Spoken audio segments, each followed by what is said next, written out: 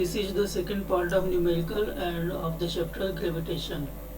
तो ग्रेविटेशन का ये सेकेंड पार्ट है। इसके पहले पार्ट में हमने 5 न्यूमेरिकल देखे थे। इसमें न्यूमेरिकल नंबर 6 है, देख लेते हैं। Stone is release from the top of the tower. एक टावर है, मान लो ये कोई टावर है, यहाँ से एक स्टोन को गिराया जाता है, ठीक है, जिसकी हाइट, तो हाइट है h इक्वल टू हम लिख देते हैं 19.6 metre. Calculate is final velocity. तो यहाँ पे शुरू में जो वेलोसिटी, इनिशियल वेलोसिटी थी, जैसे गिराया जा रहा, वहाँ पे इनिशियल वेलोसिटी u0 है, 0 मीटर पर सेकेंड। फाइनल वेलोसिटी हमें निकालनी है, v इक्वल टू हमें फाइंड आउट करना है क्या होगा। तो हमें फार्मूला मालूम है, ऐसा फार्मूला देखते हैं जिसमें ये सब हो।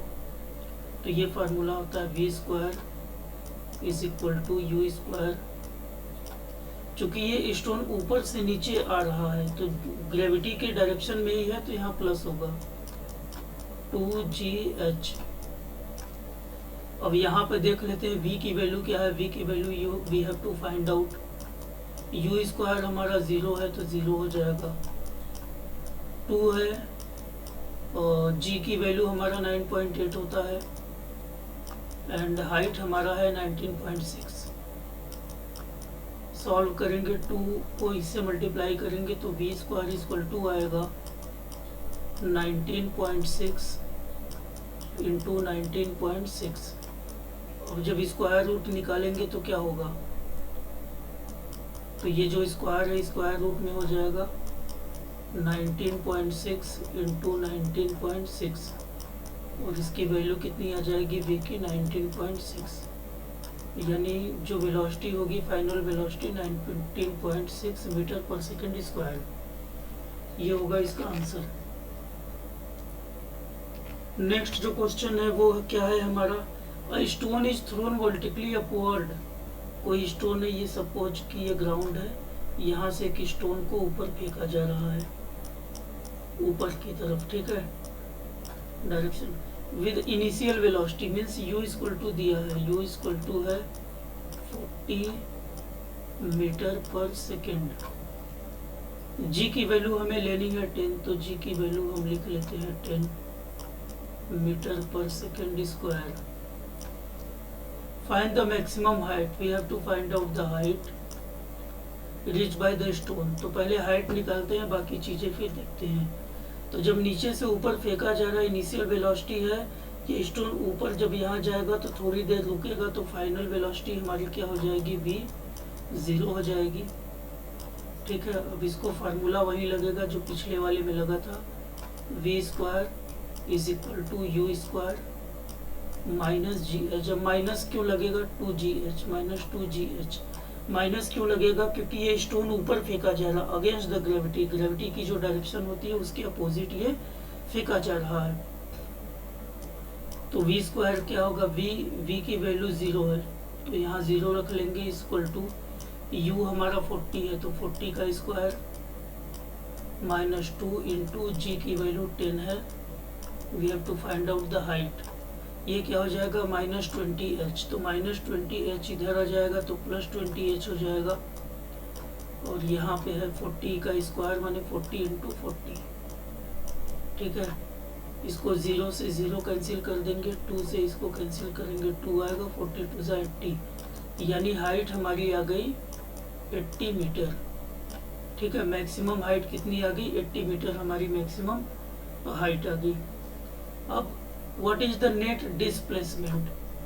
नेट डिस्प्लेसमेंट हमारा क्या होगा, डिस्प्लेसमेंट माने क्या होता है कि ये जो स्टोन था ये ऊपर जाएगा, फिर ऊपर से नीचे आएगा, तो फाइनल पोजीशन स्टोन की यहाँ थी, और जो इनिशियल पोजीशन स्टोन की यहाँ थी, और फाइनल पोजीशन भी स्टोन की यही हो गई।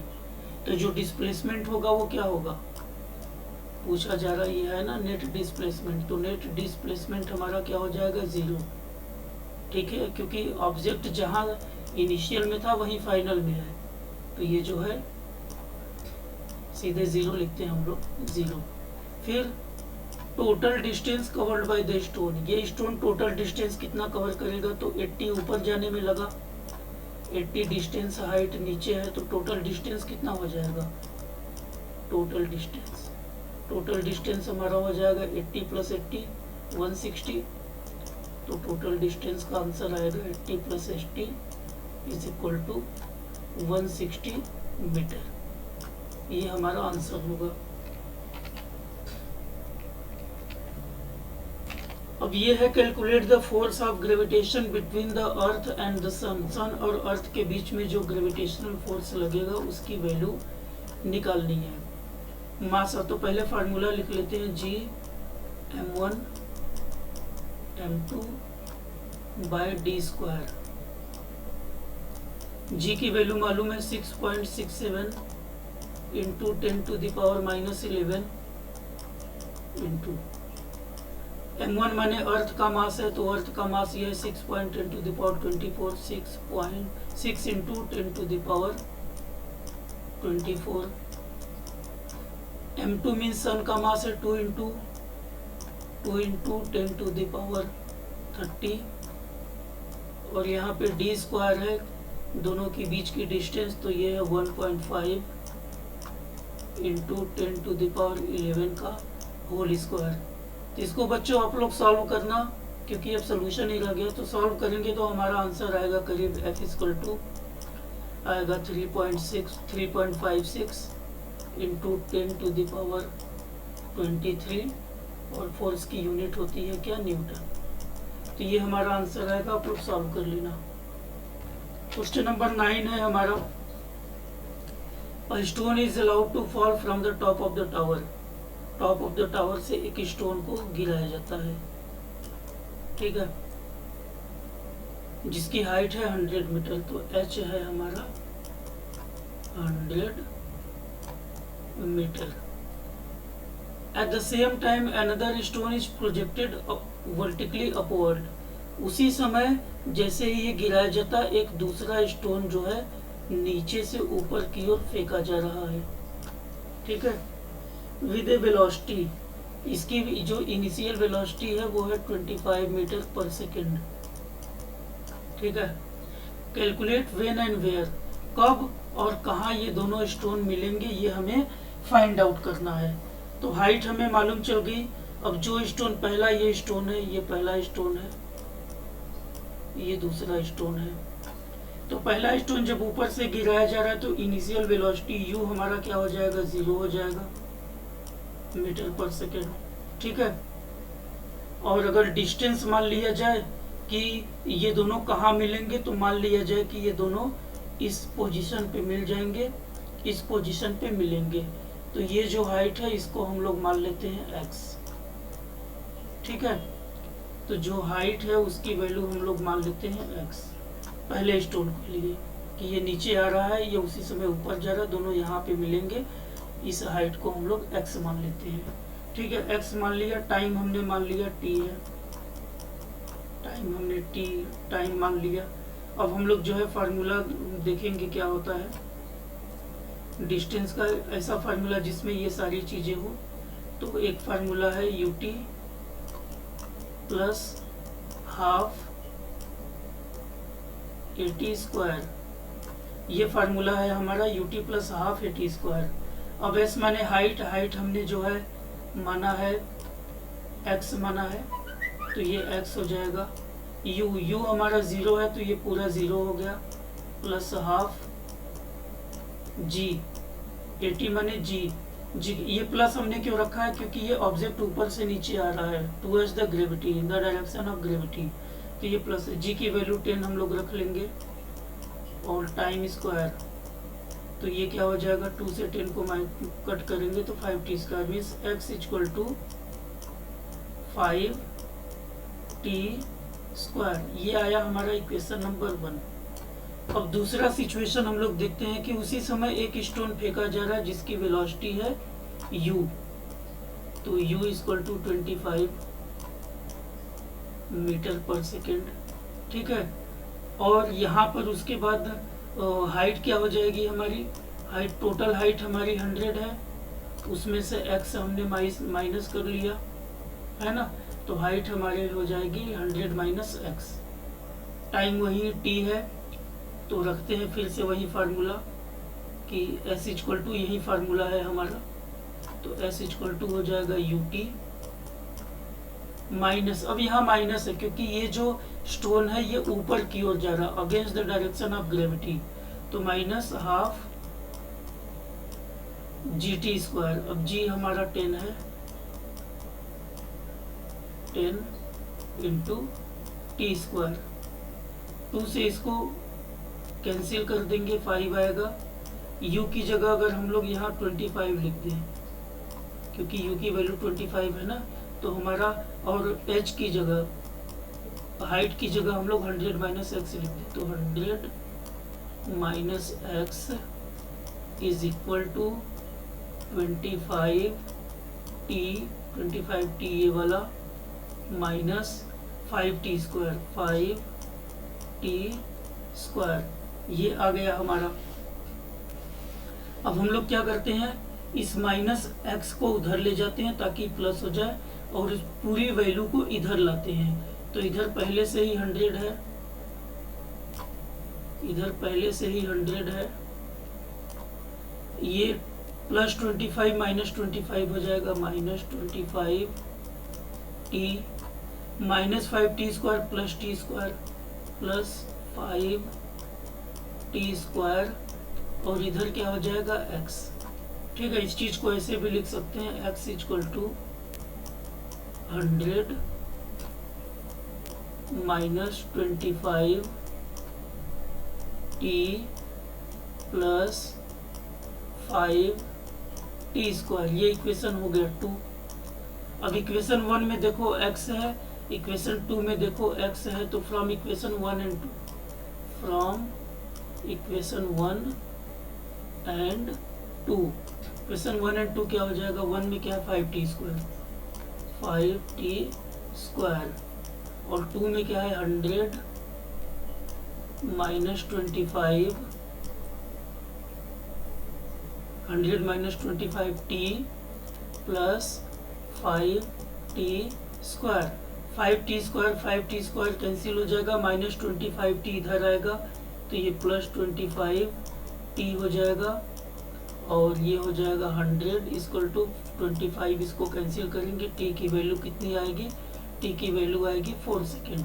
मतलब दोनों ऑब्जेक्ट ये पूछा जा रहा व्हेन, कब मिलेंगे, तो 4 सेकेंड पे मिलेंगे, है ना, ये दोनों 4 सेकेंड पे ये दोनों मिलेंगे।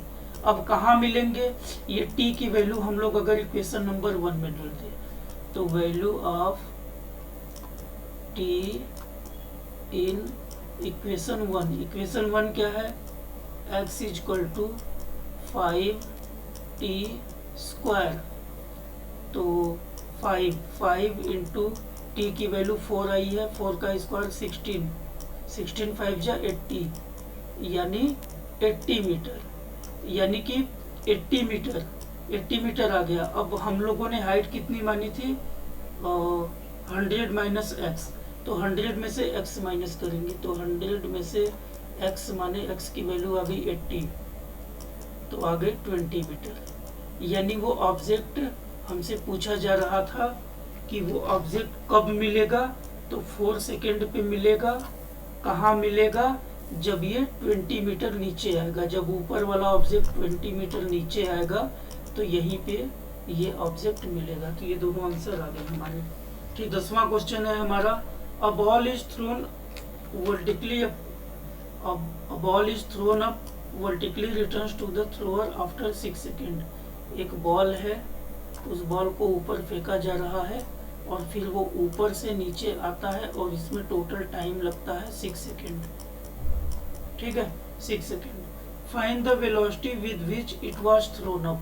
जिस वेलोसिटी से फेंकी गई है, तो जिस वेलोसिटी से फेंकी गई है उस वेलोसिटी को हम लोग क्या मान लेंगे, u मान लेंगे, मतलब u हमें फाइंड आउट करना है। फिर उसके बाद जो है टाइम दिया है, टाइम 6 दिया है, 6 दिया है, तो एक तरफ का यानी पूरा ऊपर जाने में, ऊपर से नीचे आने में 6 लगा, तो एक तरफ का हमारा टाइम कितना हो जाएगा 6/2 यानी 3 सेकेंड। ठीक है, फिर उसके बाद ये ऑब्जेक्ट जब ऊपर जाएगा तो इसकी फाइनल वेलोसिटी 0 होगी, तो v = हो जाएगा हमारा 0। अब इसको हम लोग सॉल्व करेंगे। v equal to u plus g t होता है, ए टी होता है, लेकिन जी की वैल्यू, चूंकि ये बॉल ऊपर की ओर जा रहा है तो यहाँ जी की वैल्यू माइनस हो जाएगी, तो हमारा हो जाएगा formula v equal to u minus g t. अब इसमें हम लोग वैल्यू पुट करेंगे तो देखते हैं वैल्यू पुट करने पे क्या होता है। v की वैल्यू हमारी 0 है, 0 रख देंगे। u हमें फाइंड आउट करना है, माइनस जी 10 होता है, और टाइम जो है हम लोग 3 सेकेंड है, तो ये कितना आ जाएगा 30, यानी u की वैल्यू यहाँ पर अगर निकालेंगे तो आ जाएगी 30 मीटर पर सेकेंड। u की वैल्यू 30 मीटर पर सेकेंड आ गई। अब इसके बाद ये a था, a का answer. b maximum height it reaches. अब मैक्सिमम हाइट निकालना है, तो हाइट के लिए फार्मूला होता है v square is equal to u square minus 2gh। ठीक है, चूंकि ऑब्जेक्ट नीचे से ऊपर फेंका जा रहा है तो माइनस होगा। अब देख लो v की वैल्यू 0 है, u हमारा 30 आया है तो 30 का स्क्वायर होगा यहाँ पे, माइनस 2 इंटू 10, जी की वैल्यू 10, और हाइट हमें फाइंड आउट करनी है। तो देख लो 2 और 10 कितना 20h, ये माइनस 20h इधर आ जाएगा तो 20h हो जाएगा, और यहाँ पर आ जाएगा हमारा 30 का स्क्वायर कितना होगा 33900।